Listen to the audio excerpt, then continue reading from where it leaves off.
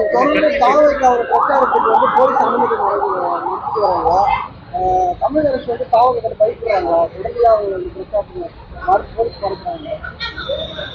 இல்லைங்க, தமிழக அரசு பயப்படுறாங்களா பயமுறுத்துறாங்களா அப்படிங்கிறது நீங்க தாவேக்காவை கேட்க வேண்டிய கேள்வி. அது அங்க அந்த கள நிலவரம் அங்கதான் தெரியும். ஆனா இந்த அரசுக்கு எதிராக விமர்சன குரல் கொடுத்தாலே, விமர்சனம் பண்ணா பேசினாலே அவங்க வாயை மூடுறதுக்கான முயற்சிகளை செஞ்சுக்கிட்டே இருக்காங்க. கஸ்தூரி ஒரு உதாரணம், சமீபத்தில் ஏகே மூர்த்தி அவர்கள் ஒரு உதாரணம், ஆம்ஸ்ட்ராங் ஐயா ஒரு உதாரணம், இங்க இருக்கக்கூடிய பலருடைய விமர்சன குரல்கள் கூட அதற்கு உதாரணம். யாருமே எதிர்த்து பேசக்கூடாது அப்படிங்கிற ஒரு எதேச்சாதிகார மனநிலையில தான் இன்றைய அரசு தமிழக அரசு செயல்பட்டுக்கிட்டு இருக்கு. அண்ணா பல்கலைக்கழக விஷயத்துல கட்சி வேறுபாடு இல்லாம எல்லாருமே அதுக்காக குரல் கொடுத்தாங்க. கம்யூனிஸ்ட் குரல் கொடுத்தாங்க.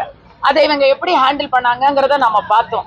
தூய்மை பணியாளர்கள் தங்களுடைய நியாயமான அங்கீகாரத்தை கேட்கும் பொழுது அவங்களுக்கான நீதியை வழங்காம அவங்கள ராத்திரியோட ராத்திரியா ஹைகோர்ட்டை சாக்கா வச்சு ஹைகோர்ட் ஆர்டர் வந்துருச்சுன்னு சொல்லி எப்படி அவங்க அந்த ராத்திரியோட ராத்திரியா அவங்கள விரட்டி அடிச்சாங்க, வன்முறையை பயன்படுத்தினாங்கிறத பார்த்தோம்.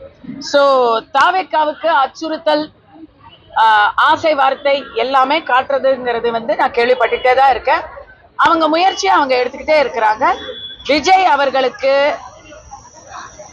தாவேக்காவினர் கொடுக்கும் முக்கியத்துவத்தை விட திமுகவினர் மிக அதிக அளவுல முக்கியத்துவம் கொடுக்குறாங்கிறதையும் பார்த்துட்டு தான் இருக்கு.